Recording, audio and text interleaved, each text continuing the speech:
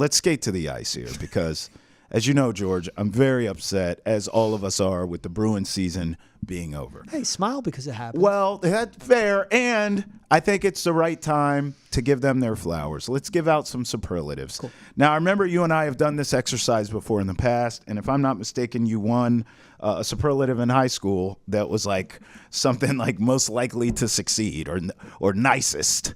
What was it exactly, George? I finished second for best friends. You knew I didn't win that. Piece of... Best friends. BFFs forever. What did you win? What's superlative? I didn't like mine. Well, I liked What one was of yours? mine. Biggest I got class- two. biggest class flirt? clown, which Yeah, cool. yeah. Yeah, I didn't like that. You didn't like biggest flirt? Nah, I didn't like that. Because it ruins your game on the street. It's because I'm straight-laced, George. No Yeah. messing around with me. All right. Now, let's get into the Bruins. Superlatives, Rookie of the Year. Where are you going? I'm going Matty Patra. Okay. Very small sample size. But this guy showed he can anchor a line and be a top 3 center for the Bruins, which is huge at just the age of 19. But, again, just 19, his body couldn't hold up. Went to the World Juniors, played for Team Canada, did well for them. But he had 5 goals and 11 points his first 2 months. It was a key piece in that 14-1-3 start the Bruins had to the season. Just what we saw with that flash in a pan from Matty Patra for a team that needs a center and needs center depth to be better down the middle. When you have a Pavel Zacha and Charlie Coyle there, if Patra comes back 20 years old, recovered, body ready because he had to get shoulder surgery, he's a great piece, and I think he had a great part of his rookie year. We didn't see someone put it all together all season long, which is very uncommon in the NHL. But I like Patra because of his start. What about you? I'm going Mason Lohrei. Look, Great finish. honestly, he got better as the season went on. Yep. It almost felt like he peaked during the playoffs where you got these flashes like, oh, my God, this kid. Some of those goals he was scoring were insane. He had big hits. How many times do we talk about rookie walls, right? Not with him. So I am excited about the future with him. So that's my pick. But I respect yours at the same time. Most improved player. Where are you going there? Now you respect me. I do. Now I do. I'll put some respect on your name. Most improved, I went Pavel Zacha. Yeah. And he played great last year with the Bruins. Yeah. His first 50-point season of his career, first 20-goal season of his career. Did it again this year. And again, a guy, I think I'm spotlighting the centers because it's so important. Didn't prove himself to be that number one and that playmaker next to Pastrnak because that's the Bruins' biggest need this offseason. But what Zacha did, 59 points in 78 games, huge goal in Game 6 for them when they needed. Just showing that you could show up in a moment. I think that was big for Zacha. I'm going Charlie Coyle. It felt like moments this season where it was Pasta, Marchie, and Coyle doing all my scoring. And listen, you know, if he could give me more of that in the future, they're going to be in good shape because I believe they're going to add more scoring, right? So I'm going to go Charlie Coyle there. I thought he had a tremendous season. How about unsung hero of the team? Where are you going? Unsung hero? Give me Trent Frederick. Career high 40 points. And the only guy on this team that'll drop gloves and fight. Yeah, he will. Like, he was the enforcer, but also can be a plus guy offensively. They need to go out and get someone that can be the fighter where you don't lose something when they're in the box. Sure. But he plays tough, plays a wing well, gave depth to this team. Isn't crazy dynamic, but damn good hockey player.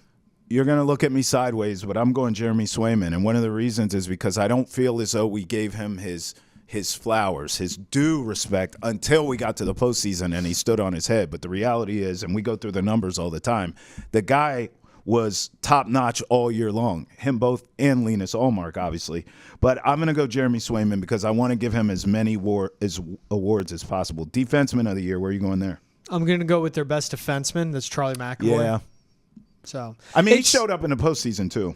I don't hate that Mason Lohrei convo. Yeah. Because when you see with Lohrei, you go, that's the next Charlie McAvoy. Yeah. Great skater. Yeah. Really good puck handler. Sets guys up for plays. Can make plays beyond the blue line. Shoots if you need to. More of an assist, but just be a playmaker. And I just think what he does 200 feet. Now I'm talking more about Lohrei than McAvoy. But I would go McAvoy here. I mean, he still played well. He's your best. He's your best defender. I'm going Brandon Carlo because I felt as though he was my most consistent defender all year. I love the consistency. That's what I need. Forward of the year, where are you going? I know where you're going. You're going Pasta. Yeah. I mean, you got to do it. Second straight 100-point season, 63 assists this year. You know what he had? 1.34 points per game average for a team that was scoring 3.2 goals. Literally half of their offense. Okay. I'm going Brad Marchand, but only because for MVP, spoiler alert, I have pasta. But I'm going to go Marchie here because, look, this is everything. This is regular season and postseason combined, right? If Marchie does not get hurt, George, could be a different series against the Panthers. So I'm going benefit of the doubt there. I'm going him for my forward of the year. MVP, I'm going Pasta. I'm going Pastrnak too. You didn't say I couldn't have someone. You won 2 superlatives, You can right? go. No, yeah. David Pastrnak won 2 too. You see what we're doing? You guys got here? something in common. But he likes both of his. I only like one of mine. But notice how you opened this up. You knew what you were doing. Yeah. I don't know what you're talking about. I'm a good friend. I don't know what you're talking I about. go MVP with Pasta. My issue with Brad Marchand forward of the year, and it's tough for me to say anything bad about Brad Marchand, like love him out there on the ice, what he does for his team as a leader.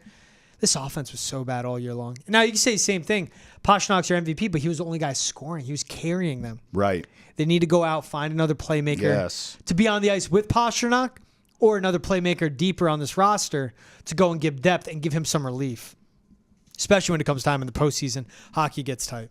But Pasternak's MVP. He's the best player. Yeah, you got to do it. Over 100 points. 60-plus coming from assists, too. And the guy played up to the billing. How about the Game 7 game winner? I mean, the guy, he needs help. You know, like the fans that say, well, you're putting blame on him. It's like, don't blame the one guy who's giving you the scoring. You need to add more to him. That's all it is.